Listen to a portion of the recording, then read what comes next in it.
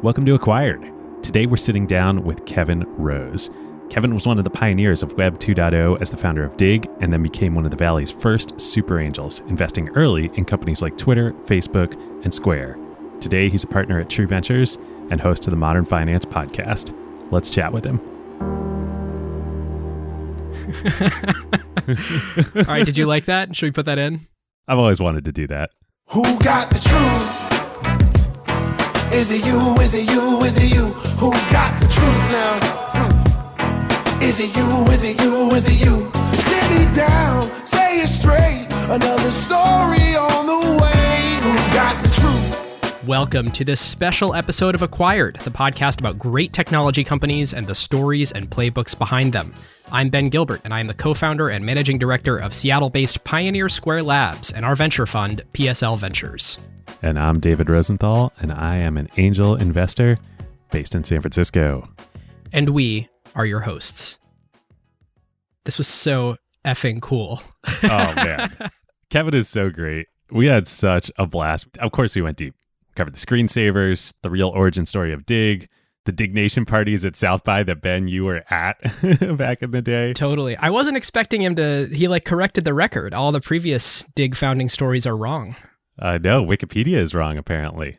Well, listeners, this episode basically has two chapters. We start in Web 2 and we end in Web 3. And obviously, Kevin is super deep on all things crypto, blockchain, NFTs, and he's doing a really cool thing on the Modern Finance podcast. And he even ends the show with announcing a new thing that he's doing. So stay tuned for that. But I had so much fun this episode, pattern matching everything Kevin learned from Web 2 to the Web 3 world. All right, our presenting sponsor for this episode and all of our special episodes for the rest of 2021 is the SoftBank Latin America Fund. Now, we started last time by having Shu and Paolo on, who are the managing directors of the fund, and we decided it would be fun to kind of go around the portfolio and hear from the founders themselves about the unbelievable companies that they are building in the LATAM region. So today we are joined by Sebastian Mejia, who is the co-founder and president of SoftBank portfolio company and Latin America mega unicorn, Rappi. Sebastian, welcome to Acquired. We're so excited to have you here and hear a little bit more about Rappi. So I think most people listening will know of you all and probably think of you as the largest food delivery platform in Latin America, but really the better analogy here is Meituan and becoming a super app. Can you tell us a little bit about how Rappi works today and what you're building? So it's a common misconception that Rappi is just building analog of some US companies that do food delivery or that do grocery delivery. And in reality, what we built is a product that allows customers to solve their day-to-day life. So Rappi initially started as a product that was focused on convenience. By listening to customers, Rappi started going into other verticals in e-commerce like food delivery, like pharmacy, like large supermarket orders. And now we are building a product that is also financial services in the form of a credit card, and a product that also allows customers to have anything delivered in 10 minutes. And that's not just by picking in stores, but by actually verticalizing the business and operating micro-fulfillment centers. So think of Rappi as this great product that basically allows you to solve their life day to day. And our understanding is that this is uniquely possible in the Latin America market. Why is that? So if you look at the history and the evolution of e-commerce, we haven't had that much transformational innovations. And when we started building the company, we went really deep to answer those questions and understand why was that happening. And we realized that if you really wanted to build a foundational e-commerce business, you had to go deep and you had to build logistics and you had to tackle payments and you had to be fully mobile. And what we learned is that when you're coming from a pretty much offline world and you come to customers with a solution that is so much better than their offline experience, you have this opportunity to leapfrog. But it only happens if you actually go deep and tackle those barriers. If you think of the US, for example, there are just so many more options. So there's companies that can basically build large businesses by being just a specific category in e-commerce. And the fact that Latin America is still so unbundled allows you to actually be the company that bundles and offers all of these categories and all of these products. And then you start banking, and then you start using our credit card, and then you just stay in the ecosystem. And I think that's very unique to the emerging world and very unique to Latin America. That's awesome. Well, if people want to get in touch, maybe to work at Rappi, or if they're interested in investing in the company, or perhaps being a customer, if they're in a country where that's possible here in 2021, how can they get in touch? Yeah, so easy. Sebastian@rappi.com and Mejia Sebas at Twitter. Great. Well, listeners, if you want to get in touch with either Rappi or our friends Paolo and Shu at the SoftBank LATAM Fund, we have put links in the show notes. And obviously, SoftBank is sponsoring this episode, but hearing Sebastian, at least for me, it's clear there is so much opportunity there. So if you're an entrepreneur thinking about doing business there, or want to explore working there as an employee, or you're another investor looking to deploy capital in the region, you should definitely get in touch with Paolo and Shu and help be a part of Rappi, or frankly, the next Rappi. Just tell them that Ben and David from Acquired sent you. All right, two last things. One, as usual, this is not investment advice from either us or Kevin. Do your own research, come to your own conclusions on making your own investments. This is for entertainment and informational purposes only. As usual, two, join us in the Acquired Slack, acquired.fm/Slack. We are nearing the 10,000 person mark. It is a great group, and we'd love to have you. Now, on to our conversation with the one and only Kevin Rose. Kevin Rose, so great to be talking with you. Yeah, thanks for having me on the show. It's going to be fun. I think many, many episodes of my teenage years watching Dignation later, I feel probably the same way a lot of our listeners do when they run into David and I and they're like, oh my God, you're like a real human. I feel very, very similarly talking to you today. So thank you for all the just massive indulgence of nerdery over the years. Yeah, there was a bunch of nerd stuff there, a little comedy. Hopefully I didn't convince you to start drinking at a young age, because we were of legal age, but we did consume beers on each episode. No.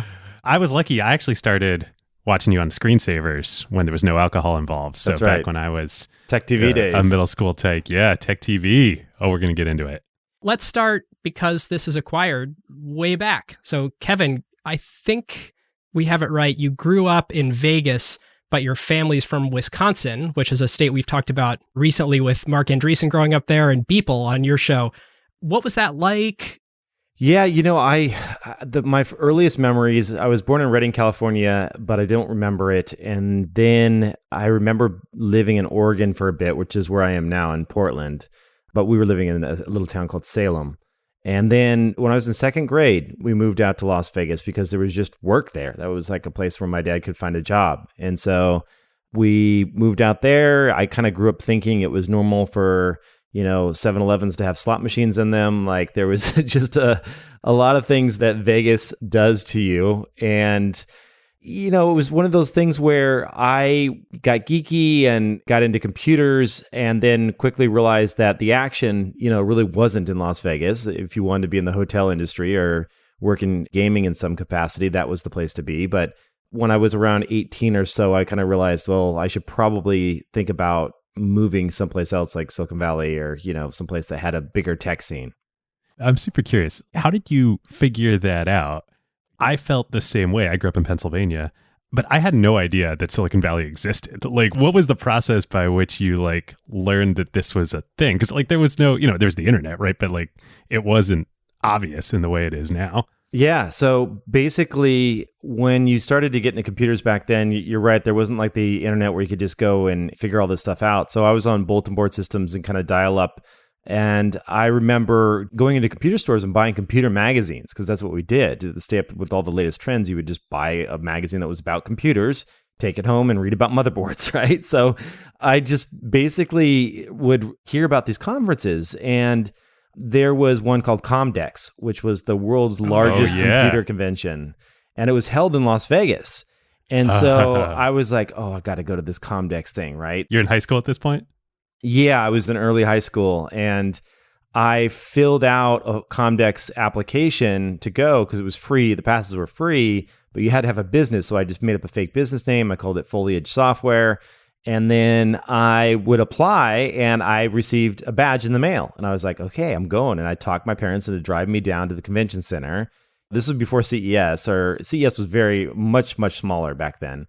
And I would go and just walk the aisles and look at all the different processors and motherboards and video cards and all of the crazy, every big manufacturer had a kind of a block, a display there that you could go and walk up and try out all the new products. And it was like the coolest thing ever. And this was stuff that hadn't hit the market yet, right? Hadn't hit the market yet. It was brand new. And that's how I realized that all these companies were not based here. They were based, most of them were kind of California, Silicon Valley based. But I was the youngest kid on the floor. Like I had to kind of dress up. I put a collared shirt on. And then it was funny because they noticed a couple kids started coming and they banned, you had to be at least 16 to get in.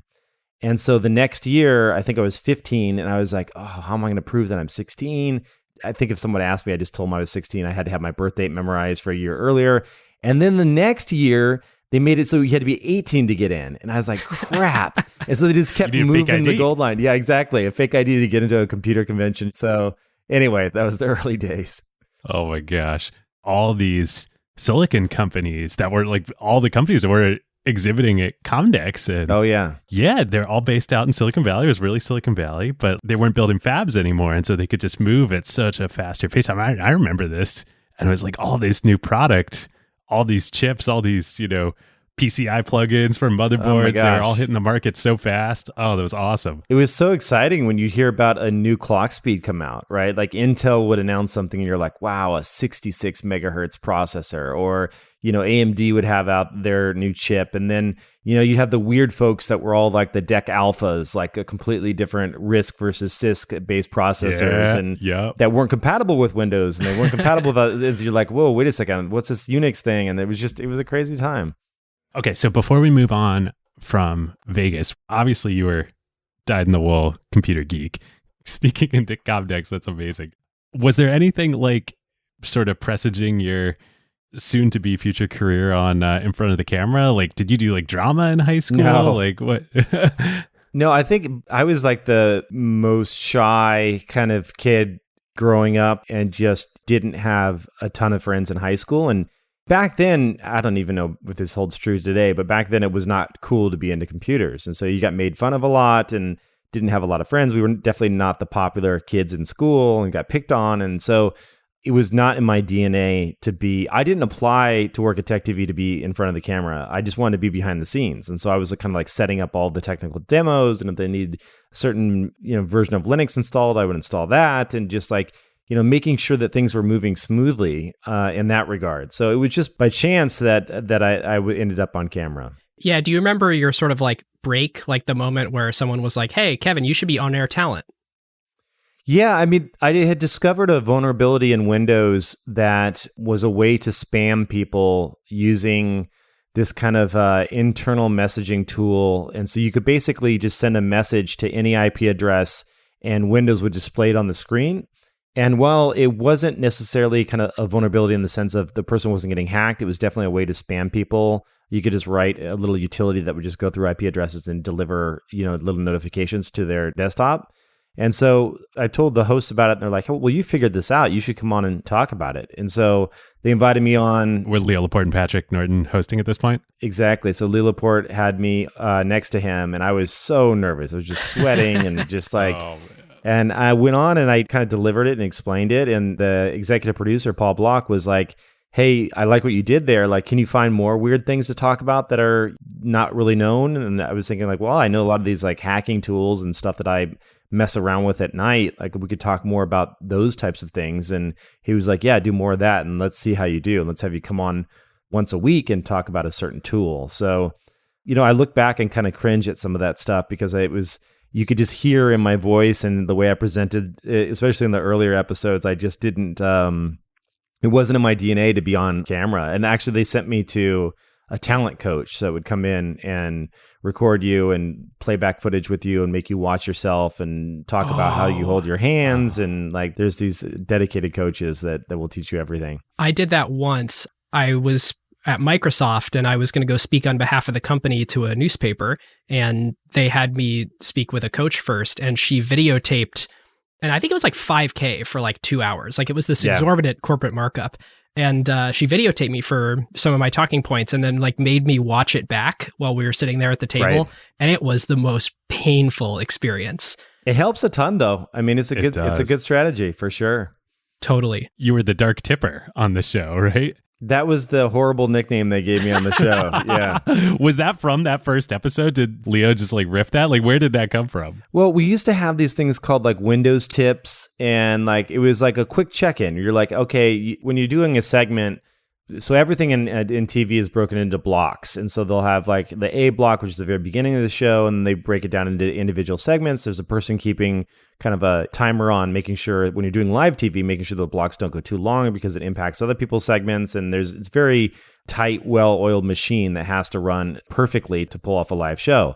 And so they had these little kickers that they would do, like when you finish a block, you bump out to a Windows tip or a little, 30-second, 45-second, 1 minute long max little tip. And so they're like, okay, well, Kevin's going to do tips that are about the dark side of the internet. Let's call them dark tips. And then they call me the dark tipper as a joke. And then it just kind of like was a funny little thing on the show. That's so great.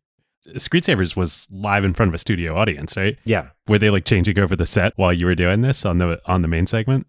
Well, the cool thing is that they could have basically, because of the number of cameras they had and the locations on the set, you didn't have to do a lot of changing because there's always 2 locations to shoot. And so you would have like one off to the side and one primary like front location, and then even one over in the nook where we took live calls. So there wasn't a lot of quick set change unless it was like a guest interview, and that was typically done between commercial breaks.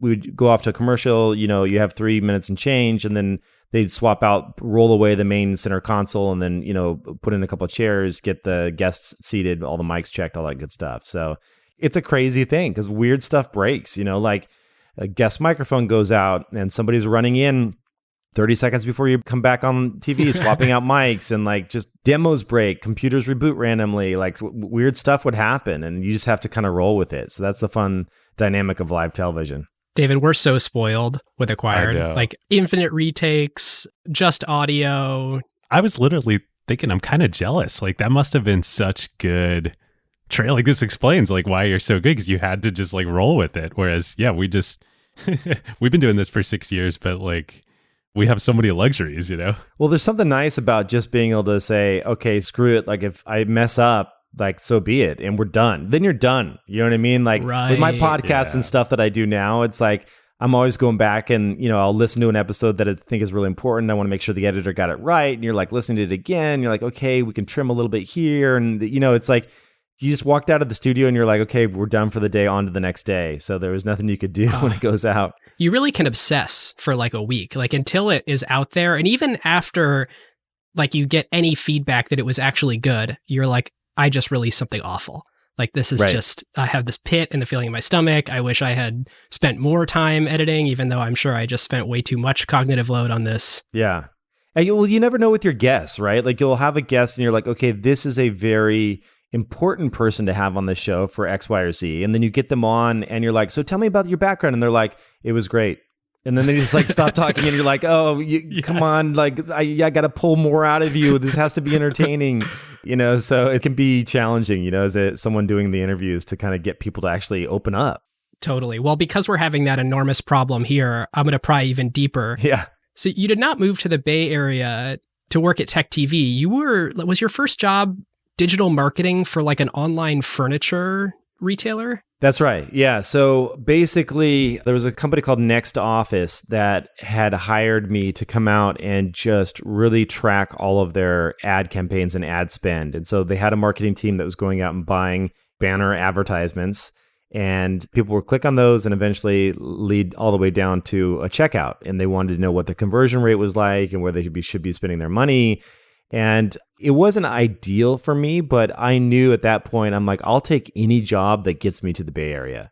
Like, what can I do to get me out there? Because it was the .com boom. I was reading about it in magazines, and it was the crazy Web 1.0 and just like insane valuations and parties and like just all the madness that you saw with IPOs. And I was like, I got to get out there. So I just, I went online and I posted something on, I think like it was monster.com, like the jobs board.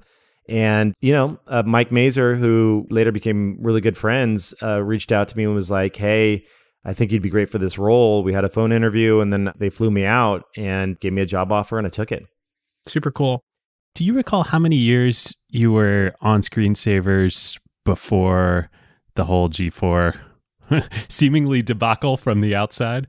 Yeah, it wasn't that long actually, because I think it was 2.5 years that I was at Tech TV, which at that time, it was the longest job I'd ever had. And it was just, it was so awesome. It seemed like it was a special place. A really special place. The majority of people were in their 20s that kind of like were around the set and hanging out. And we would all just party with each other afterwards and go out. And we were all really close. We were just like a family. And it's still, even today, when I see those people, it felt like a very special time in our lives. And we just had no idea what we were doing, but also we knew what we wanted to create. And it was a very creative group of people. And the content was good, and Leo was like a great anchor host. He was a little bit older than us, but kind of brought everything together, and had a great executive producer that was hilarious and fun to work for. And it was awesome. But the problem with Tech TV is that we weren't, as a network, really making that much money. It was indie, right? It was owned by Paul Allen? That's right. So Paul Allen owned it, and he was pouring a lot of money into it to keep it alive. And it was an expensive network to operate. I mean, we had hundreds of people. And eventually they said, okay, I can't keep spending more money here. We need to actually do something and be acquired. And so G4, based out of LA, came along and said, we're a video game network. We think this is the future. We're going to acquire Tech TV more or less for the subs. So they bought Tech TV, and they also thought it was a very similar audience, and they didn't want to lose that because we had some shows, a couple shows, Screensavers being one of them, that were getting decent ratings. So they're like, okay, how can we kind of bring that audience along, merge it with our video game content? And so that's what happened. They bought us, and they said, okay, by the way, we're going to shut down San Francisco. We're moving folks to LA. And so, they gave me an offer to come down and continue to host the show down in Los Angeles. And so that's what I did. In retrospect, it seems so obviously silly, because especially, I mean, even now, but at that point, the Bay Area was the center of everything that you guys were doing with Screensavers. To move it down to LA, like, because G4 was owned by Comcast, right? That's right. Yeah, not to mention just the culture clash. That must have been rough. They knew it was really rough, and they knew long term that they wanted to morph the Screensavers into another show, and they weren't going to tell us that, but they knew that was the plan. So when I saw that was happening, that's not what I wanted to be long term. I didn't want to be an on-air TV person. So for me, the kind of writing was on the wall that I needed to go do something else and, hopefully get back to the Bay Area. And so it led me to right around when we created Dig. And then also I created a podcasting network called Revision 3 that was about creating that more of that type of content, like more geeky style content in podcast format. Does Revision 3 predate the term podcast? Yes, because we were doing video only, and there was no way to do a feed of that. And so Steve Jobs had announced that there was something called podcast that they were going to support and build that into iTunes. And that's when Alex and I said, okay, let's get together and do a show called Dignation, because now we have a place to distribute it. At the risk of like being way too far down the rabbit hole of internet nostalgia, I seem to remember an opening jingle from Leo's shows that was like, netcasts you love from people you trust. That's right. Funny thinking that like netcasts almost became the thing. Yeah, he didn't want to use the word podcast, and I'm not sure why that was. I think that he wanted to brand it his own thing. And yeah, I don't think he had quite the momentum. Who was Adam Curry that coined the term podcasts? And I think that Leo was thinking at the time, and I believe this is accurate, that he was thinking that it shouldn't be just about Apple and about the iPod, because that's what podcasts kind of like, referenced. Yeah. Because Leo was always a big open source advocate and things like that. Oh, like, that's so Leo. That's awesome. Yes, so Leo. Like, how can we make this more broadly applicable? Which, yeah, that makes sense. But once the kind of snowball of the term podcast grabbed hold, there was no going back. Yeah, it's like, here I own 0 iPods and listen to my podcasts on Spotify, who's actively suing Apple. Right. Like, it stuck pretty hard. Yeah, totally. I always thought a lot of those terms were just hilarious. Like the iPod, like when you used to put I in front of things, it meant like internet. Yeah. And so I always used to like to say these things out loud just to hear how ridiculous they were. Like sometimes I still tell people to send me electronic mail. because like that's what E stood for and anything Yep. E, you know, it's like, it's so funny when you like actually pronounce them out loud. It's amazing how long these things stick. Yeah. All right. So thesis with revision 3, though, like there's a very clear, loud part of Twitter today talking about the creator economy and like beating the drum that this is the next emergent thing. David and I feel like we've sort of experienced it firsthand. You've been experiencing it through multiple generations of the web. Did you have a thesis in starting that about the web and the internet as this new direct way to reach consumers? Yeah, absolutely. When we started revision 3, the thinking there was that video was working online, like it was starting to take off and people could consume and watch video content. It was easy to produce on our side. Like we could have some kind of mid-range cameras and gear, an editor that we would just, pay part-time.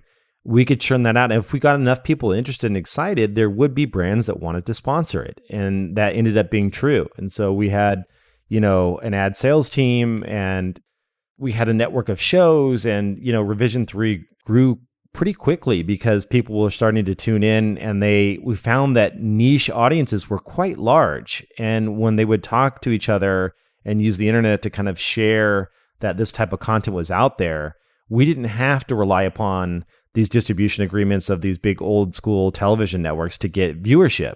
And we could actually measure it in a much more accurate way. And so that's what kind of started revision 3. And yeah, that went on for many years and actually had a great outcome. It was sold to Discovery Networks for $35 million. And even though that sounds small these days, at the time it was a big deal. Yeah. And it became Discovery Network's kind of digital arm. Basically, they were all about, traditional media. And so for them to get into digital, this gave them a handful of folks that could come and lead that effort on the digital side. So it was pretty cool. That's great. And so at what point did you realize the like flywheel effect of having a media stream with Dignation and other ways that you're reaching people and being the founder of Dig, like having this Web 2.0 property? Yeah, it's a good question. When we started Dignation, we thought of it as a way to, because we had a base of people that really loved the dynamic that Alex and I had back when we were hosting the television show together. So when we started this, we were like, okay, here's a great way for us to talk about the stuff we would normally be talking about, which is like the geeky news, our favorite stories. I also happen to have the website Dig, and so it's a great way to surface the best stuff for us to be chatting about. And it became this kind of like way to engage the community and highlight their names. I had a top leaderboard back then on Dig, and as silly as it sounds, like it was really, people loved seeing their name in lights, like saying like, oh, Kevin and Alex mentioned me on the show. Like they mentioned one of the stories that I submitted. So it just led to more usage of the website. And yeah, there was this little kind of like flywheel that happened. And then eventually at some point, Dig became much bigger than Dignation. Like it was like clear that there were so many people listening or watching and reading and consuming Dig, and Dignation still had a pretty niche following of the hardcore original people, but that was totally fine with us. We were just having fun doing the show. Dig was reaching, I think, what did it cap out at, like 38 million monthly uniques? That's right. Yeah. Wild. I mean, at that point, that was an enormous audience to be reaching on the web. Yeah, it was pretty big. It was like top 10 web property, and it's still pretty big. I would love to have another site that does 38 million uniques. Well, I guess like when I say at that time, like because Facebook now reaches 3 billion monthly active users, I think if I have it right, you were out ahead of Facebook, and Facebook hadn't really started becoming the juggernaut that it is until the sort of late 2000s. I think that was started in 2004. But at one point, didn't Mark come visit you when you rolled out the Dig button that was like letting you upvote articles on their websites when they were thinking about the like button that is now sort of famous and everywhere? Yeah, that's right. Yeah, so we had a common investor, Greylock, and David Z, who was at Greylock, who was on our board and also on the board of Facebook, was like, hey, you guys should get together, and did an email introduction. And he's like, this is company Facebook. It's like really taking off. You guys should chat. And Dig had already it had taken off and gotten a ton of press. And so, yeah, Mark hit me up and he's like, hey, let's, I'll come to the city, because he was down in Palo Alto, and he's like, I'll come to SF and love to see your offices, and let's go grab some food. And so he came to the office and we chatted about kind of just what voting meant. For us, it was voting on content was helping us surface the best stuff, and it was feeding back into our algorithm that would eventually recommend similar content to people. That we had this like suggested stories portions where we had a couple. It was early kind of AI machine learning type stuff that we were applying to articles. So if you like this, you might also enjoy these articles. And so, Mark was really interested in that. And this is before they had the like button. Pre-news feed, I think even pre-mini feed. Yeah, I don't remember what was going on at Facebook. It was locked down to just colleges, and then they started opening it up, and that's when I got an account. But yeah, he was very curious, and yeah, it was nice. It was like Mark was a nice guy. Like we ended up hanging out a handful of times and doing a handful of dinners, and he was always just like a very thoughtful and even once Facebook took off it was clear that they were going to be much larger than Dig. He was always really helpful. He just said, if you ever, need anything, like shoot me a text, like happy to collaborate in different things. And, he invited us into the early Facebook platform stuff. So we were like an early partner there when they first launched their platform. And yeah, I mean, I have nothing but good things to say about how we got to know each other. Okay, there's one question I got to ask because we've seen it. It's been reported, but I don't think I've ever heard you talk about it. So supposedly the story goes, according to the media, you were inspired to start Dig to like make the leap and actually start this after you had lunch with somebody. Is that true? Are you talking about Commander Taco? Oh, no. The story I heard was you had lunch with Woz. Oh, no. It was not Woz. No. Oh, interesting. Okay, so this is from the Business Week story. Like we read the story that was the famous cover. And they reported there that you were inspired to start Dig because you had lunch with Woz and you were like, I'm going to go be an entrepreneur. That's so funny. There's so many different... That's Sarah Lacey that wrote that story. That's funny. Yeah. This is the problem. And this is so true with so many of my friends' startups. Like success has 1,000 founders, like they say, or they used to say a very 1,000 fathers or whatever it was, but that's like not PC. So there is so many different lore stories, or there was even... Wikipedia is completely wrong. So when I look at Wikipedia and the founding stuff there, it's completely wrong. It's just amazing. Yeah. So do you want me to just cover the Actually, the quick little... let's do it. Let's do it. What is the non-apocryphal, as you remember it, even if it's like a bland, the real, what happened? Well, this is the truth. This is exactly how it went down. And I don't know that I've ever told the full thing, but I'll just do the quick version of it. So basically what happened is there was a site out there called Delicious that was created by Joshua Schachter that was all about social bookmarking. And he would bookmark things and he would count the number of bookmarks on things. And this was one of the very first Web 2 properties. And it would surface interesting bookmarks. But it wasn't news because people didn't typically bookmark news. They would bookmark things that they wanted to return to later. And I would see that and I was like, wow, it's surfacing cool stuff here. I wonder what this would look like if you applied it to everything. Okay, so that was one piece of it. The other piece of it was that I did have lunch, but it was with Commander Taco, who is the founder of Slashdot. Slashdot, yeah. And so he came and he was a guest on the show. And when I had lunch with him... And this was on the Screensavers? Yes, but it was down in LA. Okay. And so I had lunch with him. This was 2004 or mid-2004. I asked him where all those user submissions went because Slashdot is great in that it promotes their favorite stories to the front page and they're all user submitted content, but you can't see any of it. So I was like, gosh, there has to be just so many good submitted stories here that they're just not surfacing. And I was like, why don't you make it? I literally told him, I was like, why don't you make it so we can see all the submissions and then we can vote up the best ones? And he's like, nah, I don't want to do that, blah, blah. That's not the way it works. And so I was like, okay, well, I'm going to go build this. This is like when Vitalik proposed the idea for a distributed world computer to David, who? Oh, it was the Colored Coins and Mastercoin, the Israel Bitcoin 2.0 projects. He was like, yo, guys, we should just do this all as one master thing. And they're like, nah, we're not going to do that. And he's like, okay, cool. I'm going to go start something new. Yeah, I mean, that was basically what had happened here with Slashdot. As I said, I'm just going to go start something new then. And then I went out and I kind of basically just sketched it out. I sketched out what it would look like, what a dig button would feel like, what an upcoming section would be, where submissions would go, the whole thing. I found a freelance developer. I hired that freelance developer to create the first prototype. His name was Owen. It says on the website he was a co-founder. That's not true. He was a freelance developer, but he's the closest thing I had to a co-founder because we were in this together and he built it. It also says that Jay Adelson was a co-founder. That is not true. I hired Jay to be the CEO like 4 or 5 months later. It also says that Ron is the co-founder. Ron was my first technical kind of back-end hire a few months later. So it's like, and I'm not claiming that these guys claim that. I'm just saying this is the way it was written. So I don't have any like ill will against any of these people. But like when people see who the first few people are, they call them all co-founders and all this thing gets written about who did this and that. And I'm just like, whatever, like it's fine with me. I don't care that Wikipedia never gets corrected, but that is the origin story. Oh my God, that's so great. Well, it gets so twisted because so in the lore out there, like the having a guest on the show on the screensavers and then that leading to part of Dig is out there, but it says that you had Jay on the show and then you brought him in, but it sounds like no, that was Commander Taco. No, Jay was on the screensavers, and I met Jay through going out. He was one of the co-founders of a company called Equinix, which is a big data center company.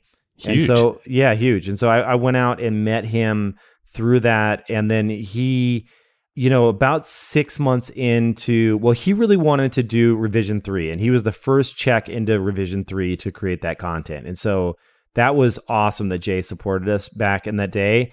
But he told me to get rid of Dig. He thought it was a distraction to revision 3. And he was like, oh, you should sell it. Like, dude, just focus on revision 3. This is our thing. I put money into this. Like, we need to focus on this. And I was like, Jay, you don't understand. Dig is going to be big. It's growing. We can do both. And so eventually, about 3 or 4 months later, Jay was like, oh, I see. Yeah, it is growing quite a bit. And I was like, hey, how about I give you some equity? Would you come on and run this? I don't know anything about raising from venture capitalists. I've never done it before. You've clearly been down this path. You've taken a company public. You can help out here. And so we agreed to, I gave him some equity, a few percentage points to the company. He then built out the right legal folks to work with, brought them on board. I had formed the company using like one of these, like there was no Rocket Lawyer at the time, but it was like a Rocket Lawyer-esque type like thing. So the docs were all done wrong. I didn't have any like board meetings or meeting notes, and like it was all jacked up. So we had to have the docs all redone. And so Jay was very good at helping kind of correct a lot of my mistakes that I had made early on. But yeah, he didn't actually come on until like 6 or 7 months later after there was some real momentum there. There's a thing that I've referenced and you've referenced here, which is Web 2.0. What did that mean to you at the time? I didn't know. I didn't even know what it was called. Like I literally, Jason Calacanis came up to me, who had run Weblogs Inc., which was Engadget and a bunch of the other sites. He tried to buy Dig very early on. He saw that it was driving traffic to his sites, and he sat down with me at Sushi in LA. And this was after Dig started to have, was very small. And he's like, I'll give you $1 million for this. And then I was like, okay. Which is classic lowball. Like, so JCal. Yeah, well, honestly, I was like, okay. I came from nothing, man. Like my parents had $0, as did I. And so I was like, yes, let's do that. And he sent me. And you'd just been making a salary at Tech TV, exactly. right? You didn't have equity in that. No, I had like $10,000 in savings, and I'd spent a lot of it on building the prototype of Dig. And my girlfriend was pissed at me for that.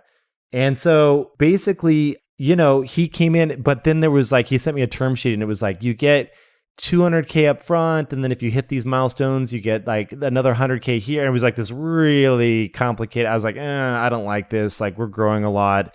And so ended up saying no and actually raising money instead. But he said to me during that lunch, he was like, you're like one of the biggest Web 2.0 companies. And like literally I thought, is there a software I need to upgrade on my servers that makes me Web 2.0? I was like, there's something I'm not aware of. I need to upgrade because I'm not Web 2.0. I did not do that upgrade. Like I had never heard that term before. Which is so fascinating because to me, and maybe it was a couple of years later, Dig was the embodiment of Web 2.0. It was dynamic content. It was Ajax. It was user-submitted content. It was what became social media. Oh, dude. After I found out what it was, I was like, of course I'm Web 2.0. Yeah, yes, of course we are. But I invented this stuff. I had no idea what it was. Well, it's this amazing thing that, like, I think the people who are the deepest in a thing that's becoming a thing in the world aren't the people who get to name it, which is the most fascinating thing. Like when we were interviewing Vlad from Webflow, he was like, oh, I found out like 2 years ago that we were a no-code company, but like our company is 11 years old, so good to know about this no code thing. And now, of course, they like have embraced it and have the no code conference and all this stuff. It's so cool. I mean, on your show, like you're having all these awesome NFT artists on, and I feel like that's their story, right? Like that, like people, like and everybody, they're like, yeah, I don't know, like I'm just making my art. Yeah, it is one of those things that almost everyone, a lot of entrepreneurs that I meet, it's a dirty secret. It's like you go back and you look at these different covers of magazines and this great success, and like no one really has a clue that they're ever going to be as big as they become when you talk to the top companies that are out there. It's always like, this should exist, I'm going to go build it.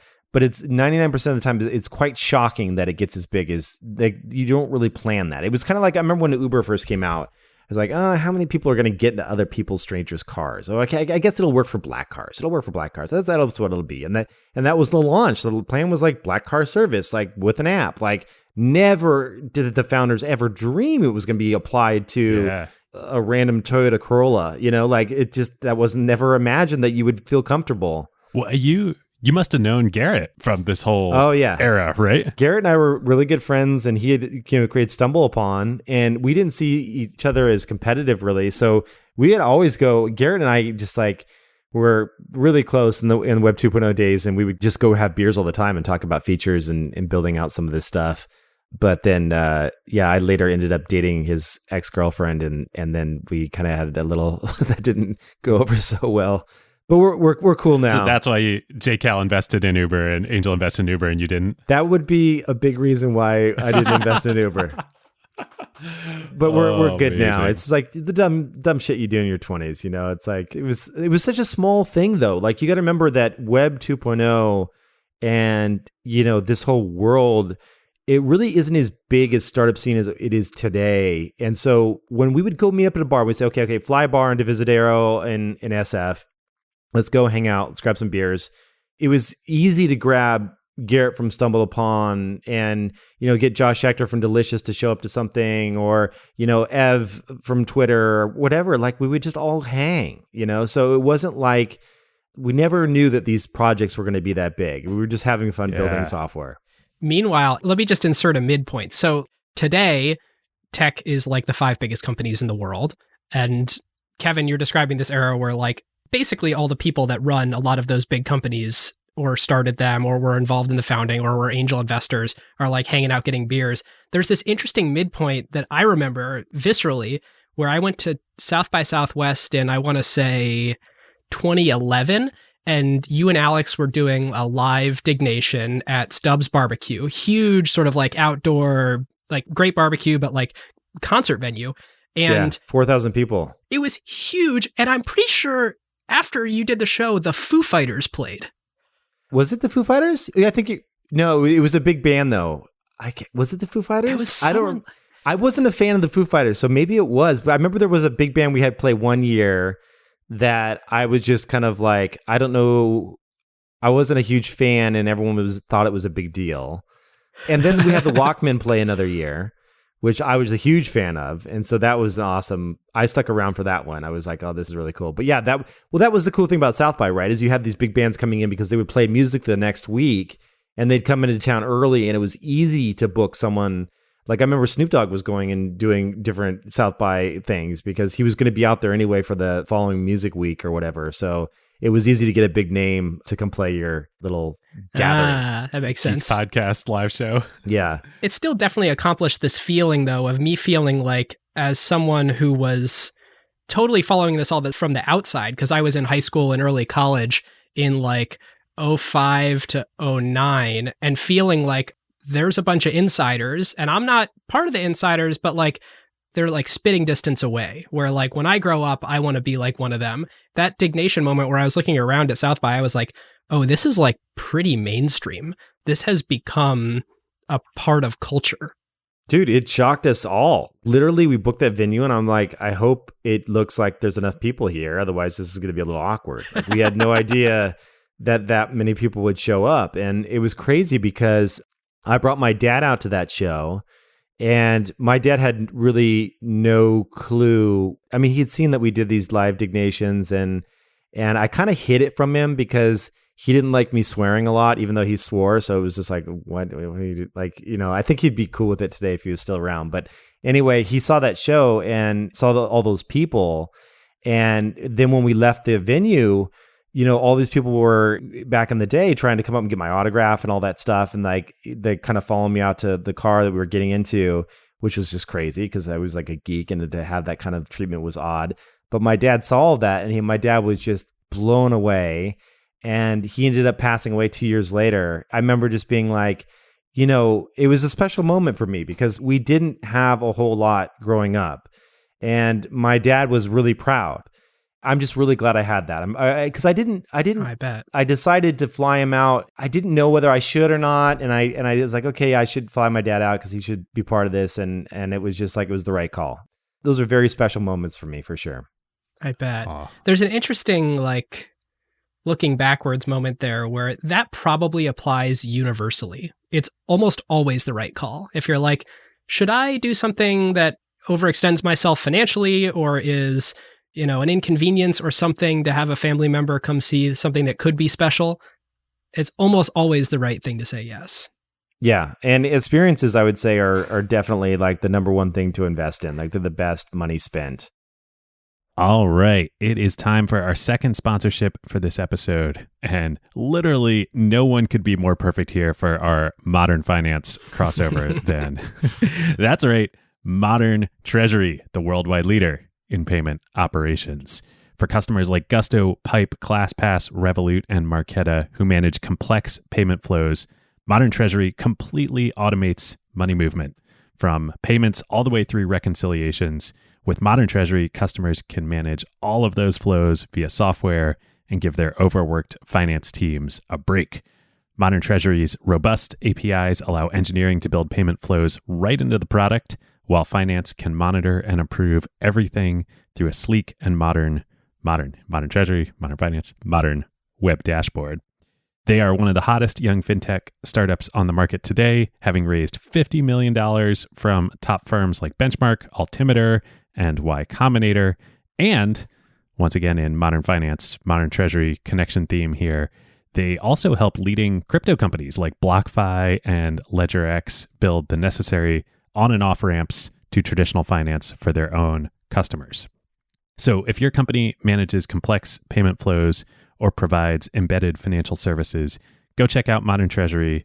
And because the only thing that the team is anywhere near as nerdy about as payment operations is acquired, they have made the LP reverse interview that we did with them back in February available for free to everyone. You can go to moderntreasury.com/acquired or click the link in the show notes to listen to it and learn more about both us and Modern Treasury.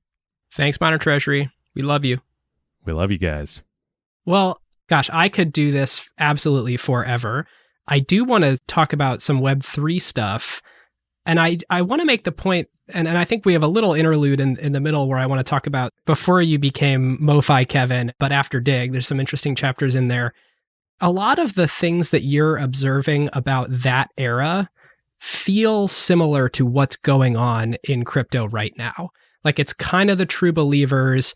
It's kind of everybody knows each other. There seems to be a lot of like real genuine information sharing and just like belief in a common purpose, even though everyone kind of interprets the purpose differently. Does it feel like that to you too? It does, yeah. I would say this is the first time since Web 2 where I've felt that type of connection and camaraderie around a new technology that the mainstream has yet to embrace, is starting to embrace, but is yet to embrace. And we're all early and we all see it and we all believe in it. And it's just a matter of time. Yeah. Time creates confidence. It's interesting you feel like it's the first time since then, because you look at like all these theoretical waves since then that like the media and VCs were sort of calling the next big thing, some of which sort of have been, machine learning is, a reasonable one. And like, obviously there was the mobile wave after the sort of social wave. But the mobile wave felt like a kind of land grab. It was very obvious. The mobile wave was something where when the iPhone came out, everyone's like, oh, of course this is going to be huge. There was no doubt, and it hit consumers' hands immediately, right? And so there was none of this, you have to believe. It was a given.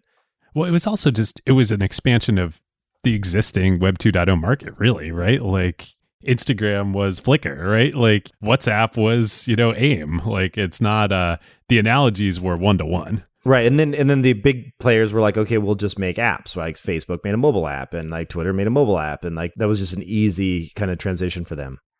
And Web3 is very much like Web2. When Web2 first came out, people were like, I don't know if this is going to be big. What are these social network things about? Am I really going to show people what I'm into by voting on things? Like there was a lot of like, I don't know that I believe this to be true. And that's the same thing that's happening in Web3 now. Like, is this crypto thing real? Is it really going to scale? Are these NFTs really collectible? Is it just people, making up stuff? And, there's a lot of doubt there. So that's the kind of excitement, because there's an excitement that you get when you see something early that you believe to be true, but everyone else disagrees with you. That's always kind of fun. And there's so many more entrepreneurs, like we said, like, NFT artists, entrepreneurs, DeFi projects, where like they're building stuff because they're like, oh, I'm in this community, this needs to exist. Right. Not like, hey, I've got this business plan and there's this obvious, seam I'm going to go attack. It's true, where I'm a partner over there. We don't invest in business plans. We sit down with an entrepreneur, we listen to their idea. We want it to be new, novel, exciting. And if it works, it should be massive. And that's what we get excited about. We want to back incredible people building very ambitious things. Okay, so let's talk about kind of during this transitionary period. What was your journey like in crypto? Like, when did you first hear about it? When did you buy your first Bitcoin? Like, how did we go from the end of Dig to MoFi? It's a great question. I'd have to go back and search Twitter. I think I first tweeted about Bitcoin in 2012. Have you ever searched your Gmail to try and figure out, you can use like the before search operator. This is kind of a fun thing to do, is like open your personal Gmail, search Bitcoin or crypto, and figure out what the very first mention of it is in an email exchange. Oh, that's interesting. The question is, I guess I would have had that in... I had never even thought to do that. I mean, can we stop down for a second while I do that real quick? Yeah, let's do it. Let's see here. So the first email I have about Bitcoin is June 12th of 2011. And it's an angel investor business plan. Andre from Canada says he likes Dig Nation and Foundation and wanted to tell me about this idea around Bitcoin. That is the first time that I actually see it mentioned in my inbox. And then the first Coinbase transaction I have is from... Okay, yeah, so I tweeted out my Coinbase link to get referrals, and they were sending me on Tuesday, August 14th of 2012, I started receiving a tenth of a Bitcoin, 0.1 Bitcoin. Oh my God. Which it says, this is what it says. Hi, Kevin Rose. Coinbase just sent you 0.10 BTC worth $1.13 USD using Coinbase. Hell yeah. Congratulations, your friend. And then there's the email address. Has verified their account on Coinbase. We've credited you 0.1 BTC to your account. And so I started getting a quarter of a Bitcoin, and then I have just like dozens and dozens of those emails worth $1.16 if it was a quarter. So yeah, Bitcoin was pretty cheap back then. And that means that I had a Coinbase account back in mid 2012. Okay, awesome. We're going to get back to Coinbase in one sec, but we got to have one little digression. You mentioned Foundation. It's Trent Reznor, right? Is the music in the beginning. Yeah, the starting music on Foundation. Yeah, that's another little show I did where I interviewed entrepreneurs. Okay, how did you get Trent Reznor music? Well, he released that as a complete open source, and he got rid of all the rights. All the stems, right? Even the tracks. So he had one album where he just released the entire thing to be used for any purpose. And we were doing... I don't know if he had commercial rights. I don't think he would have said commercial rights in there, but we were non-commercial. We weren't putting any ads in or anything. So we used that. I had a chance to go and visit Trent at his house because we had him on for, we used to do these, before there were Ask Me Anythings, we did these things called Dig Dialogues where people could vote up their favorite questions for people to ask. And so we had the community vote up their top questions for Trent Reznor, and then I went and interviewed Trent, and that was a ton of fun. Oh, that's so awesome. I love searching old tweets and old emails, as you can tell. In preparing for this episode, I think the first time I tweeted about Dig was a link to the dig dialogue with you and Trent. Oh, that's awesome. Yeah, that was so much fun to do that show with him. His house is crazy. He's like the most rock star, coolest house ever. Like it's all dark and like leathery and cool looking dogs. Everything about his house is cool. He's such a pure artist. Yeah. Yeah. Yes. Well, it's crazy. I was like, we were chatting and we were talking about like all this different stuff, and we were walking out. And he's like, "Do you want to see my recording studio?" Like, because he's got one in his house. You're like, "Nah, I gotta go." Yeah, exactly. Like in my mind, I'm like, you don't understand. Like my high school years were all about Nine Inch Nails, and like that was some of my favorite music. And so I was like, that kind of nonchalantly, I was like, yeah, you've got time. I'll check out your recording studio. And so we like just walk down there, and it's exactly what you expect. It's like you walk into this room, it's all soundproofed, and it's like racks of old analog equipment with like wires going between them, like a mad scientist like room. To be a fly on the wall in this room, it's just so cool. Like he's creating all this music with real analog electric signals running through. Yeah. Which is how all those guys used to do it, like Fatboy Slim, and like there are a bunch of great documentaries out there about it, that era now, where like it was digital, but it wasn't like the source was analog. Right. Exactly.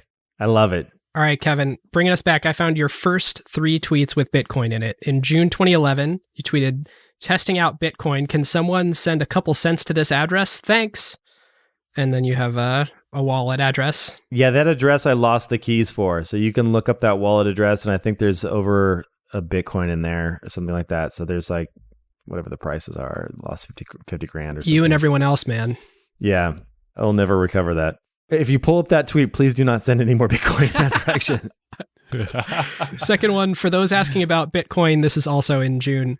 More info here. We use coins.com. Still haven't got any coins. Must be doing something wrong. I started mining, I think, back then. Oh. And then here it is, the big one, 2012. Playing around with Coinbase, a new startup that hosts your Bitcoin wallet. Check it. Yeah, so that I was, Brian, I had him on Foundation, Armstrong, the founder, and I saw him at Demo Day at YC, and I told him I wanted to invest, and I was investing at Google Ventures at the time. And so I was a partner over Google Ventures. I brought that to the Google Ventures team. I won't call out any partner in particular, but let's just say one partner who I absolutely adore, and I'm not going to call them out, but if you hear this, I adore you, called it Tulips, and basically said that, we can't, the fear, and this is a valid fear back then. So I'm not slamming this person. You have Google corporate's money. What if you invest Google corporate's money into something that becomes or is called a scam later down the road? That does not look good for Google.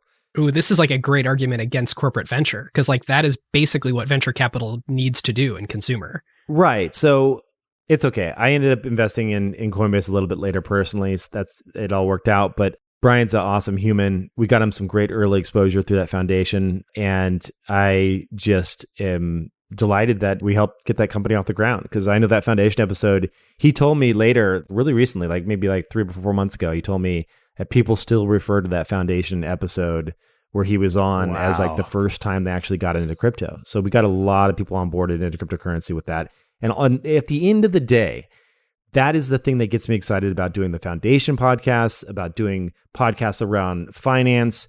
The reason I don't take sponsors and I don't try to like monetize this stuff is like, that's not what it's about for me at this point in the stage of my career. It's about getting more people on board and excited about these new and upcoming technologies and hopefully helping them avoid a lot of the crap that's out there. Because where anytime there's money involved, there's people that are trying to scam and take advantage of others. And I want to put out content because there's a lot of that other content out there. There's a lot of people on crypto Twitter, not the groups that I run in, but if you just go a layer or two deeper, you'll see so much shilling and flipping and trying to like pump and dump. And like, that's the stuff we need to get rid of. Do you have any hot takes on something that has a large user base, but you feel is pretty scammy? Well, I would say that it depends on what the goal of the project is. Like there's a lot of knockoff projects that happen. Like Dogecoin, for example, when it first got started, I had Jackson Palmer, the founder, on my podcast as well on Foundation. And it was meant to be a cryptocurrency that could be used as a way to more or less give away for good deeds. So people were using it to kind of tip. There was all these Dogecoin tipping bots on Reddit. Yeah.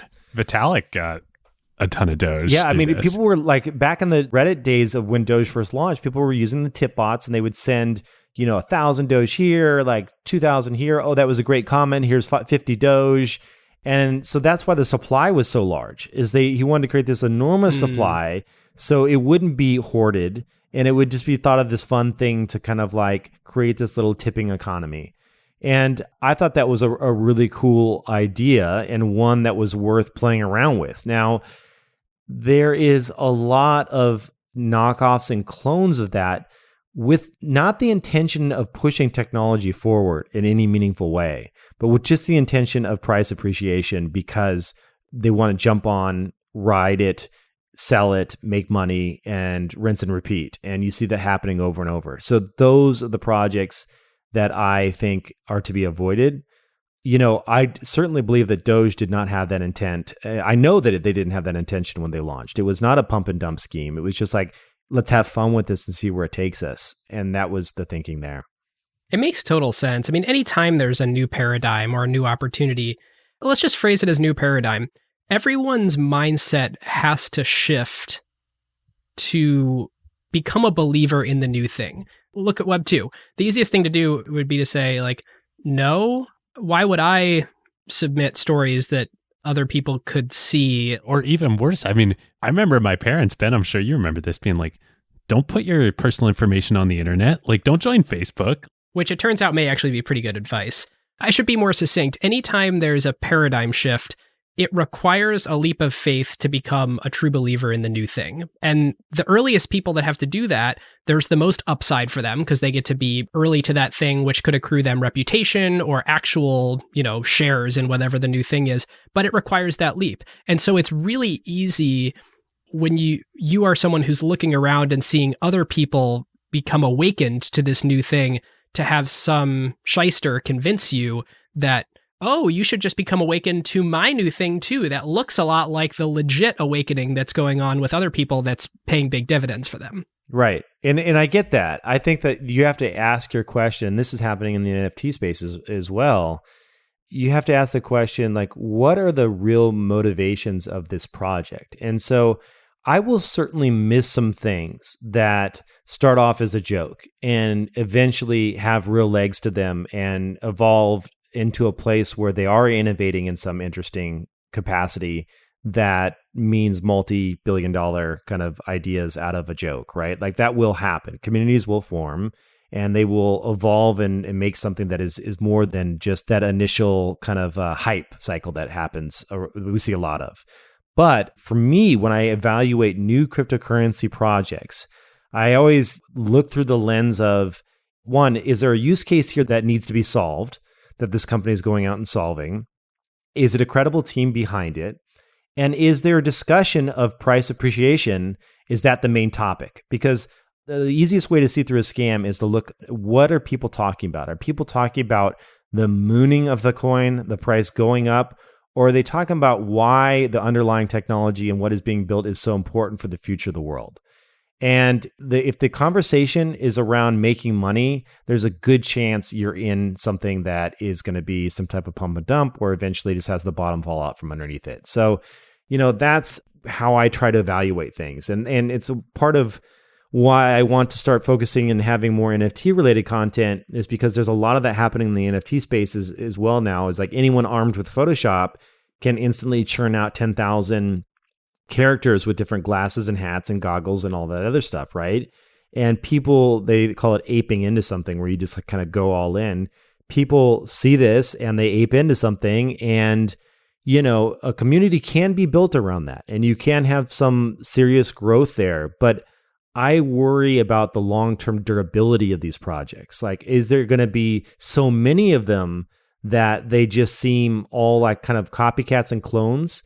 And so for me, that means I'm very selective about which investments I place there. And I do consider them investments. You're talking about when you personally buy an NFT. Right, exactly. An NFT or a cryptocurrency. But when I personally buy an NFT, I'll say first and foremost, well, what's the price point? If the price point is hundreds of dollars and it's something that, you could afford to lose if you had to, then I want to love the art. I bought some cool cats like a few weeks ago. It wasn't because I thought cool cats were going to be the next CryptoPunks. I just thought they were cute little characters and I like to swap out my avatar from time to time, right? And they had a great community that was following them and they had plans to launch other little cool cats related things. And I'm like, this is a fun little community. And so that is why I went in and bought a few of them at lower prices. And I'm okay with losing that money because there's no money to be lost. I'll always consider them fun little things that I can put in a digital frame or have them up around my house. And it kind of marks a moment in time of when I thought that was cool, right? So that's fine.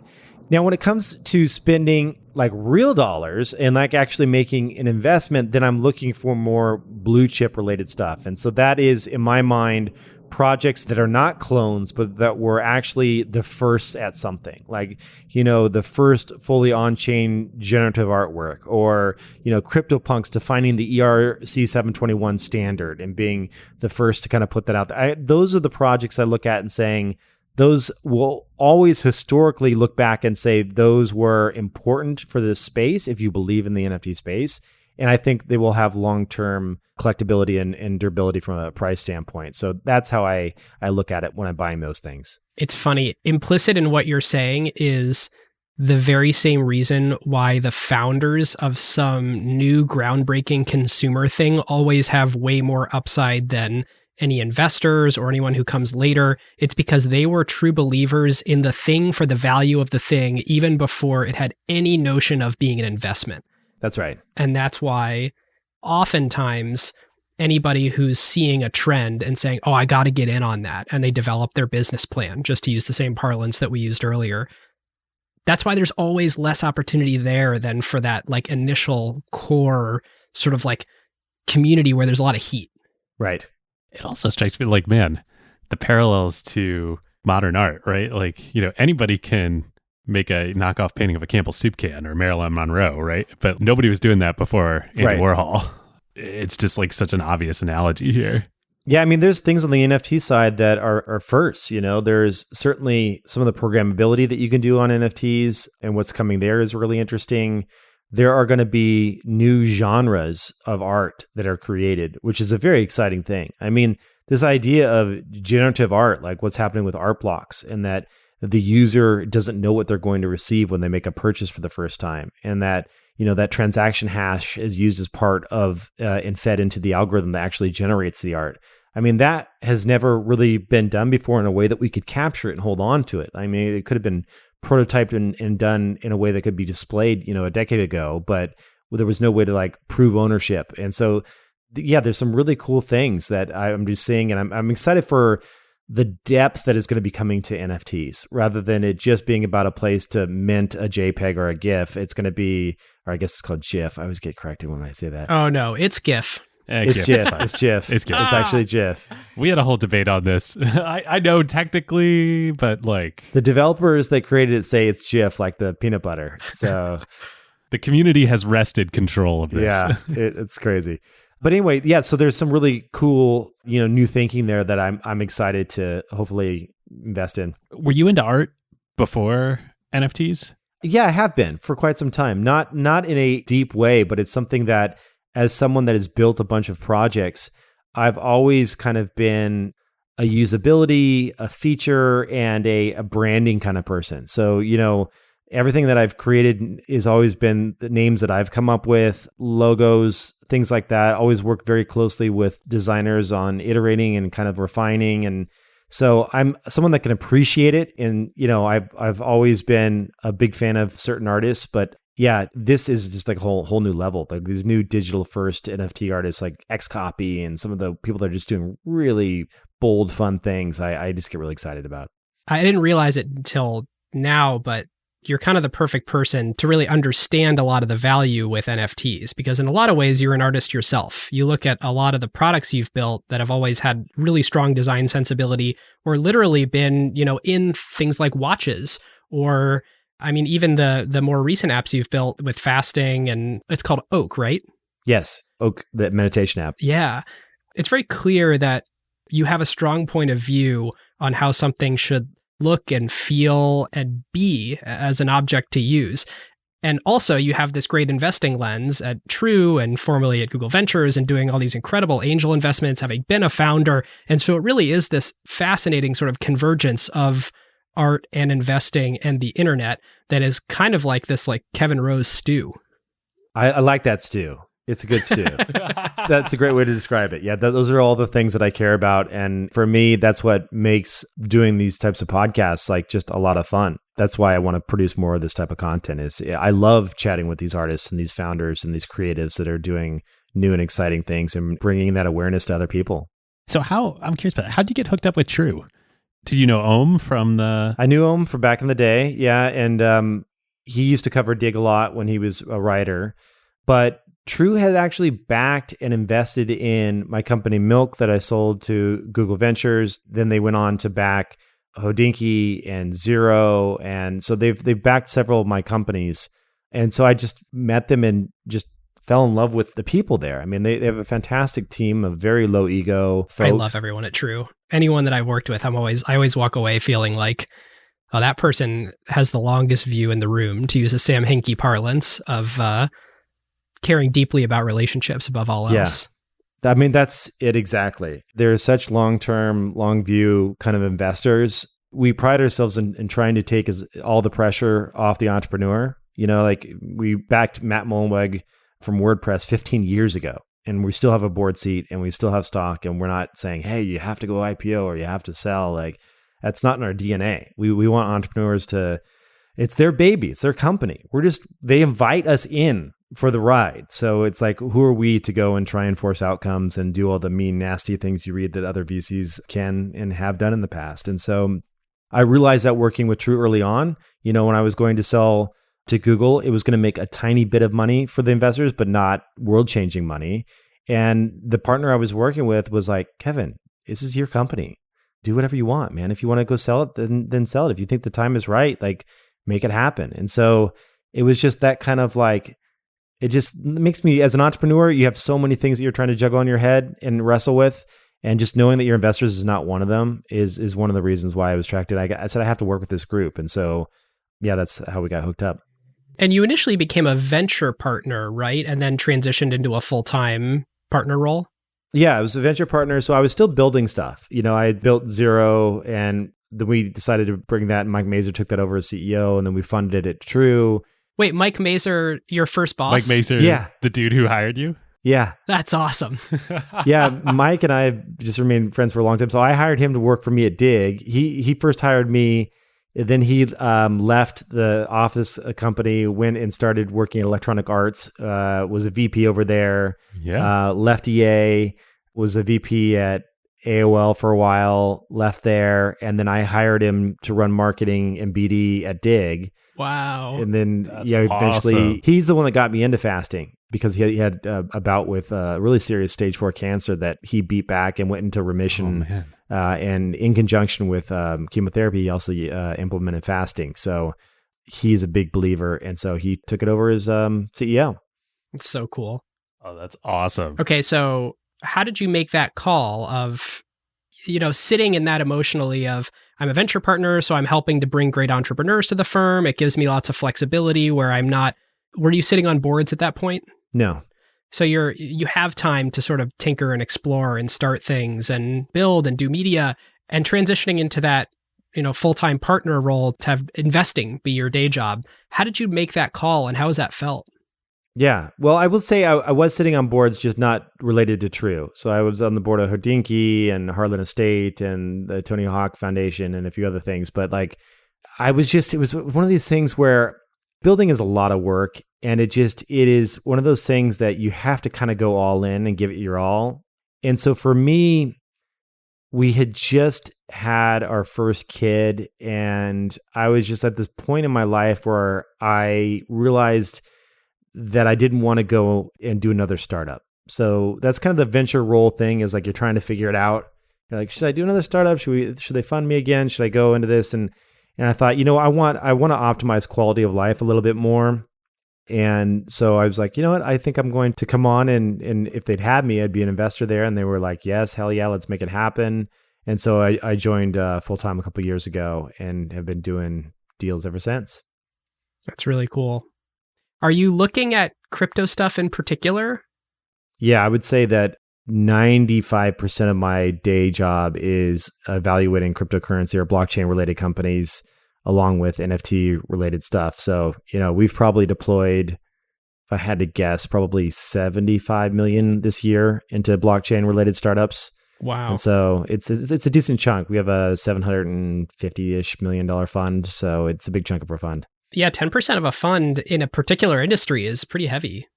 Yeah, I mean, it's pretty well diversified in that spreads across a whole slew of different protocols and coins and DeFi and scaling solutions and, NFT projects and like a bunch of different things there. So, but yeah, we're firm believers in the future of blockchain. There's no doubt that this technology is going to change everything, especially the financial and collectibles world and gaming as well. All right, now for our final sponsor of this episode, Fundrise. As we mentioned last time, Ben and I collaborate not only on Acquired, but on our personal investing too. And real estate, particularly non-Bay Area real estate and non-Seattle real estate, is something we've always wanted to add to our portfolios for diversification purposes, but it just seemed kind of too hard, and we definitely didn't want to manage our own income properties. So enter Fundrise. Fundrise is one of the only platforms that lets anyone, not just accredited investors, buy fractional ownership and custom portfolios of private real estate assets. These are the same buildings and properties that sophisticated pools of capital like university endowments have access to. It was started back in 2012, and fast forward to today, they have over 150,000 investors and over $5 billion worth of real estate on the platform. That's pretty impressive. Investors can track all individual properties in their portfolios, including data like occupancy reports, construction progress, and market data trends. It's truly the best of both worlds with the low minimum and diversification and ease of use of, like, say, a REIT, but the granular control and low overhead that you get from buying and managing properties yourself. You can learn more and sign up at fundrise.com or click the link in the show notes. Okay, so this brings us to, I think, the perfect place to start to wrap here is, MoFi. Obviously, I think you've explained throughout the whole thing why you're doing it, this whole conversation. Where does it go from here? You could just keep doing what you're doing and it would be great. It's got magic. It's wonderful. But it's also like, it's all about crypto and Web3. And it feels like there's also so much more that what used to be social media can become in, Web3 world. Like, how are you thinking about it? Like, you could have a DAO, you could be doing all sorts of stuff. Yeah, it's a good question. And I think that I'm starting to see kind of two individual worlds starting to separate a bit. So in some sense, you have traditional cryptocurrency, scaling solutions, and DeFi in one bucket, and then you have all the craziness that's happening with NFTs in another bucket. So I'm actually going to be launching a new podcast, if I don't already have enough podcasts, that is dedicated to all things NFTs. So cool. Just NFT content. Awesome. Yeah, it's going to be called Proof. So it's proof.xyz is the domain name. It's a great domain.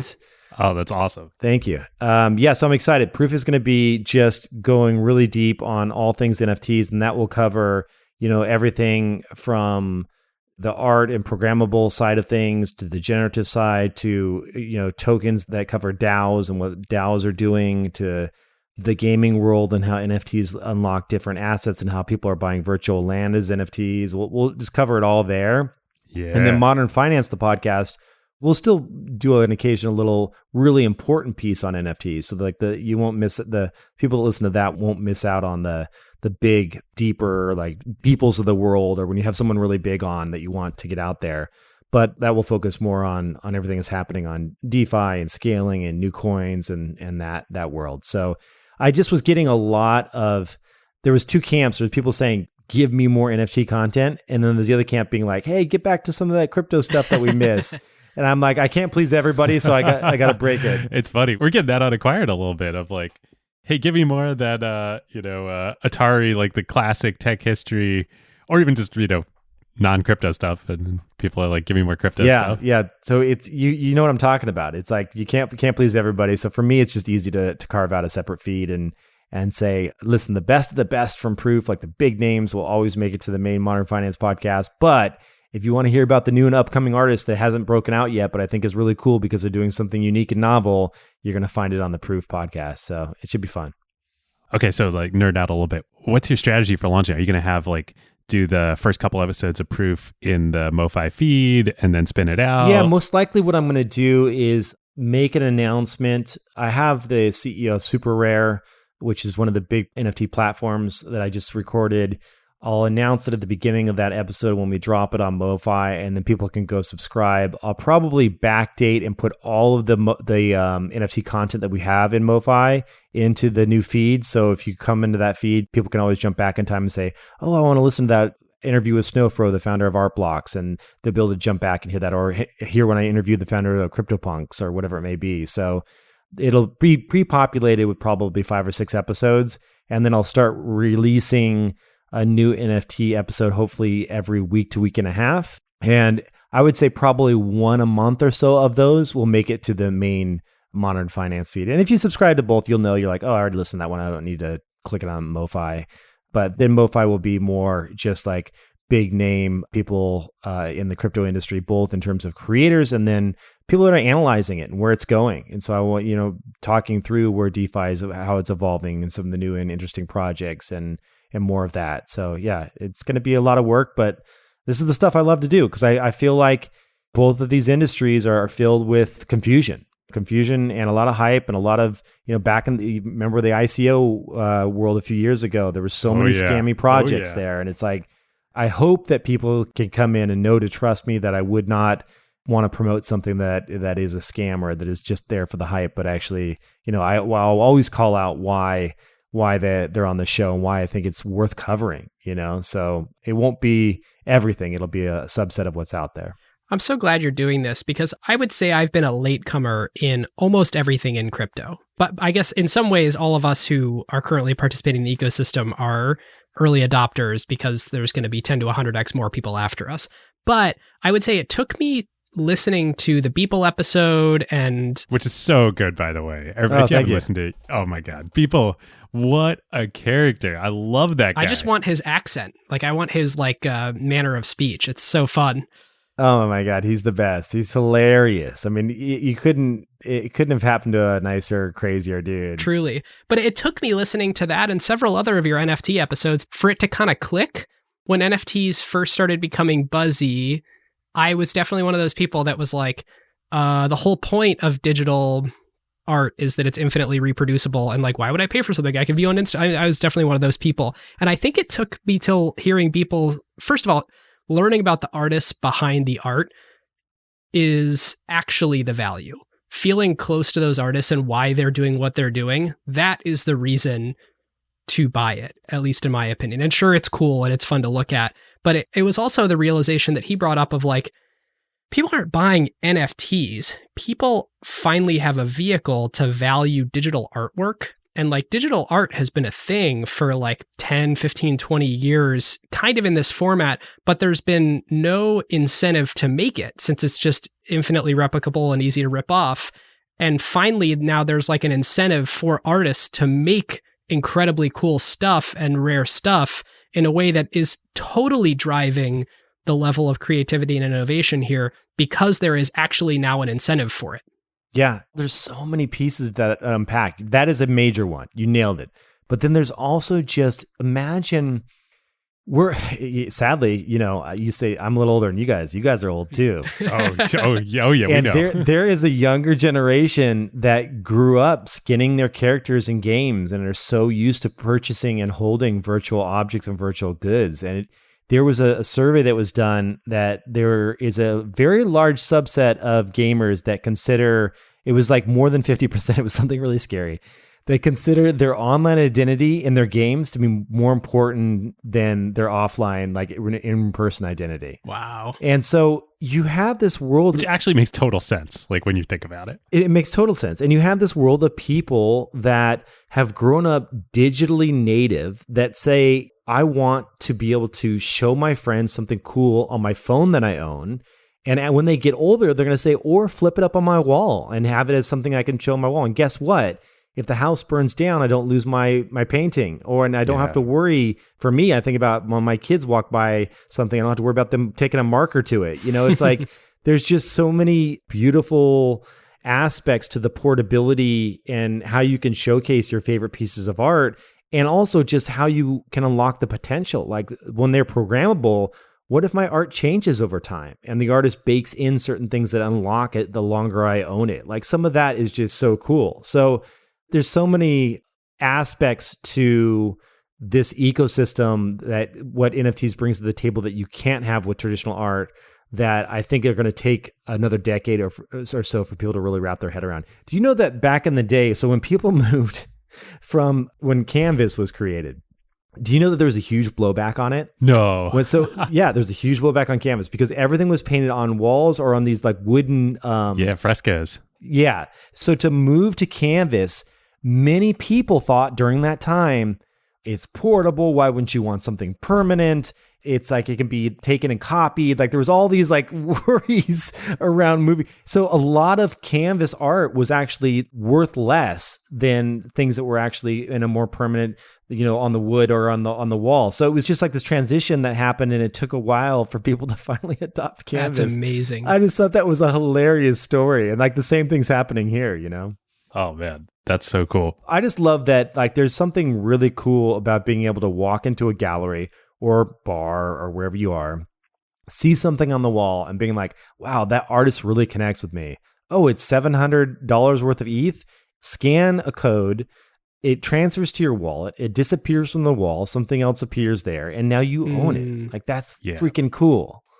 Like that is going to happen, Well, okay, thinking here about the future of MoFi, Kevin, you're too much of a tinkerer to just let it be that the final form of MoFi is like, I record an MP3 and then I toss it into some podcast players. So like, is there an on-chain version of content, media, something that could make sense for MoFi? That's a good question. That's a very, very sharp and pointed, smart question that, of course, I think about that type of stuff. That's it. I don't think of it as much for MoFi as I do for something like Proof, where I think, what can we do that is unique? And, well, you just have to wait and see. I can wait and see. I went and built, Hodinkee for a few years, and Hodinkee was a kind of a proxy for what Proof might eventually become. And like, we did really in-depth editorial around mechanical timekeeping and watches, and that attracted millions of people per month, still does. I mean, there's 150 people that work at Hodinkee right now. It's a massive enterprise. Hodinkee has this unbelievable characteristic. I think you guys did this best in the entire world of using content to enrich the value of purchasable goods. It is half a content business, half a commerce business, and they are so wonderfully intertwined. More people should take a look at that. Yeah, I mean, Hodinkee, they got that blend. And honestly, one of the things that we were really good at, Ben, the founder, and myself, when we sat down and we started planning out e-commerce, we wanted to make sure there was kind of a church and state line between editorial and e-commerce, because it's very important to be able to have independent, critical pieces written about watches that you may sell. And so we had to make sure and draw that line in the sand and say, and let the brands know that like we can be critical about your watches still and talk about them. Like if we don't like the way that something is manufactured, or you cut corners on one of your movements. And I mean, it gets really geeky for people that aren't into the watch world. Think about like the mechanical insides of the watch, and then think about the most hardcore vintage Porsche collector. They care about every little tiny detail inside of that machine. That is the engine inside of this watch. And so the geeks, and that's partially why I'm attracted to it. Like some of my favorite watches are not expensive showing off watches. They're watches that would never get any attention at a party in New York, but they're meaningful because of what's inside of them. When you go and you pick up an Omega that has a 321 movement, that was the exact internal engine, the exact movement that was taken to the moon. Whoa. Like that is awesome. And so like, that's the kind of geekiness that got me excited about watches. And that's what I want to bring to the NFT world. I want to talk and go deep on with these artists and talk about what drives them and how they created some of the first, especially when we're on the programmability of this stuff. Like, it's going to be really fascinating. Eventually, when I have Dimitri on that created one of the most popular projects out there called Ringers, I want to see code snippets of the Ringers project and put that into the article and show. I mean, that's the geeky level I want to get to. So that's where I'm hoping to take Proof. And what's so cool, but well, I don't know if this is how you're thinking about things, but like with watches, it's like this little preview of what it could be. But the thing about watches is, the super rare stuff, it's hard to get. My dad's really into watches. Hi, Dad, if you're listening. But you can also kind of buy it anywhere, right? Like, you don't have to buy it at Hodinkee. You can buy it at Hodinkee, you can buy it elsewhere. Right. That may or may not be true, depending on where you go with Proof. Like, it's not like a retail environment. Right. Yeah. I mean, the thing is, for us with Proof, what I think about is, and this is what Hodinkee did as well, I don't think of these businesses being built in the next 6 months to a year. We need to spend the first 3 years gaining trust, right? Like, that's the main thing, is like in-depth editorial and content that is worth reading, and a brand that you can trust to bring the best artists to you and explain why they're the best. And that means above and beyond me. I'm going to be looking to hire editorial folks that are both traditionally and classically trained art critics that are also embracing the NFT world, and give us both perspectives. Like, we need to know why something might be historically important when it comes to the new stuff that's being created on the NFT front. So it's going to be a fun little venture. All right. Well, I've found a whole new thing that I'm imagining I'm going to be very geeky about. So I'm excited to listen and tune in, Kevin. Awesome. Well, you're the first listener. Thank you so much. Sweet. It's not out yet. So, or it might be by the time this podcast is out, but there'll certainly be a way to. Proof.xyz? Yeah, proof.xyz. There'll be a link up there to subscribe to the podcast, even if there isn't an episode out yet. There will be the historic ones that we've done so far. So that'll be the best way to join. And then, of course, modern.finance is for all things crypto. And that's where we go deep on all of the crypto stuff. And that's a whole nother can of worms. That's a lot of fun. It's awesome. Probably our biggest segment of the Acquired audience is entrepreneurs or aspiring entrepreneurs. Where can folks get in touch with you for that, or with True? It's kind of hard on the True side in that we typically, I would say 90% of our deals come from referrals from entrepreneurs that we've already backed. So we have a little over 300 entrepreneurs that are kind of referring in new companies to us. So you kind of use that as a filter, because if you just had an open submit form, it would be overwhelmed and it'd be impossible to get through. So if you know a True company, that's the easiest way to get a hold of us. I would say outside of that, my DMs are always open on Twitter. I try to go through them like once a week, but sometimes it gets a little crazy. For me specifically, I'm looking at all of the new cryptocurrency, blockchain related and NFT related deals. So if it's something outside of that realm, unless it's like health and fitness, which I also am very passionate about, or some consumer internet stuff as well, I'm probably not the right partner for you all to pitch, but yeah, those are probably the best ways, definitely through the network of founders we've backed. Love it. Okay, one last little tidbit before we go. You said Twitter. How'd you get on the who to follow list? Suggested follow list? Did that happen at the bar in San Francisco? Yeah, that happened at TED. So at TED we were down in TED conference. This was when it was down in SoCal. And it was me, Evan Williams, and Chris Sacca at a bar having some drinks. And this is when Twitter first started taking off. We were just talking to Ev. We're like, dude, it's crazy, man. There's like thousands of people signing up per day. Like, it's nuts, Like at that point, I think it was like, he's probably hitting 10,000 plus new users a day. It was clearly working, And Saka's like, hey, do you think you think you could add Kevin and I to the suggested user list? And because it was like, it was a manual list. And it was one of those things where it was just hard coded. It was no like algorithm like doing anything. Yeah. And so Ev's like, he looks at us and he's like, all right. And so he pulls out his phone and he literally does it right there on his phone. And he's like, okay, done. And we're like, thanks, dude. And like, I had turned on notifications for anytime someone follows me because that's how small it was. And instantly my phone was like, boom, boom, boom, boom, boom. I'm like, holy crap, dude. This is taken off. And I like went and turned off the notifications. And I was just like getting so many followers. And then it was just like, it kept growing and growing and growing. And they kept that suggested users kind of the same for a very long time. And then I got this retweet from this woman. This was like a month or two later. And I like looked at the icons like, that girl's kind of cute. And I like click on her and it was like, a foodie, lives in San Francisco, into wine, into health and fitness. No way. Working on her neuroscience PhD. And I was like, oh, who is this? And it was my now wife, Daria. And it was all because Ev added me to the suggested user list. And actually at my wedding, I told Ev that, like, I especially called him out and said, thank you and Saka for making that happen, because it's how I met my wife. I hope you did something like really nice. Can you get him like a Beeple or something, or like a CryptoPunk? I'll have to see if he's into NFTs. I haven't asked him about that. I haven't seen him as much now that we've had COVID, but there should be a gift. I know I've sent him some nice bottles of wine in the past, so. That is so cool. I feel like you got to do more than wine. No, it's a good point. It's a good point. You have like one of the best stories at a party behind the statement, like, oh, my wife and I met online. Yeah. Definitely. This was before I'm kind of jealous though of these people that have it. It seems like it's easier these days. Like I didn't have any of the swiping stuff that was like, to date. Like mine was all back in my day. It was a 24/24 icon on Twitter that we used for dating. You had to upvote your future wife. Yeah, exactly. Now the CryptoPunks make more sense. Yeah, that's true. Love it. All right, Kevin Rose, thank you so much. Thank you guys. Thanks for having me. This has been a blast. It's always fun to walk through the history of all this stuff and talk about the future. So thank you. All right. Likewise.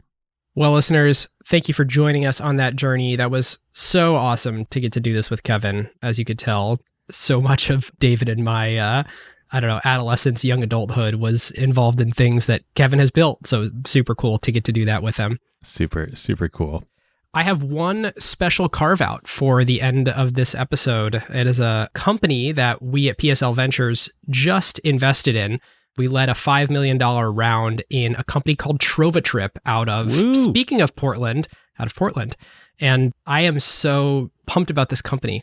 And I just wanted to share a little bit because I think, A, people should think about going on trips, but B, I think it's an incredibly cool company to work for if anybody's thinking about their next thing, whether you're software engineer or designer or marketer or whatever.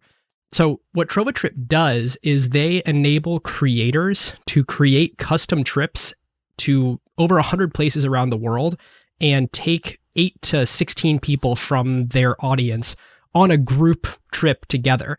So you're traveling with like-minded people to cool places with a person that you sort of identify with, be it a yoga instructor or your favorite disc golfer or someone else that you follow on Instagram or TikTok or anything like that.